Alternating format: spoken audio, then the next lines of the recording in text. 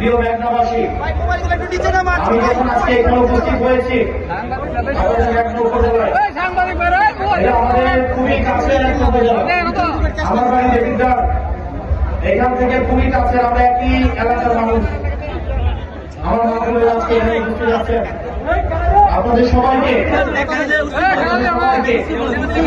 আজকে একটা বিষয়, আজকে যখন আমরা এখানে উপস্থিত হয়েছি, আমরা বিভিন্ন জায়গায় দেখতে পাচ্ছি যে আজকের প্রোগ্রামে অনেকেই বলছেন এই সরকারের অনেক গুণ, 3 মাসে 4 গুণ। এখন এই বিষয়গুলো আমরা বলতে চাই না, আমরা এত তাড়াতাড়ি এসব বলতে চাই না। এত উপজেলায় 3 মাসের 4টা যদি খুন হয়, স্বরাষ্ট্রমন্ত্রী আসলে কি করেন? স্বরাষ্ট্রমন্ত্রী উনি মাঝে মাঝে প্রধানমন্ত্রীর পক্ষে কথা বলেন, উনি মাঝে মাঝে অর্থমন্ত্রীর পক্ষে কথা বলেন। আসলে ওনার মন্ত্রণালয় নিয়ে ওনার কোনো চিন্তা নাই।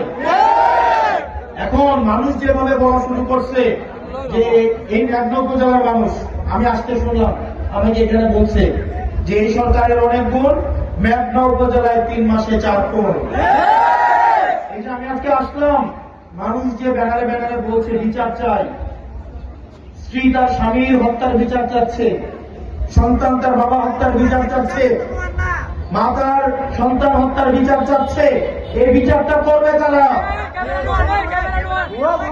আমরা অত্যন্ত দুঃখের সাথে এবং পরিতাপের সাথে দেখতে পাচ্ছি আইন শৃঙ্খলার যে অবনতি হচ্ছে, এই ধারা যদি অব্যাহত থাকে তাহলে এই সরকারের প্রতি মানুষের আস্থা দিন দিন যেভাবে তলানিতে ঠেকছে, কিছু দূরের মধ্যে এই আস্থা নাই হয়ে যাবে।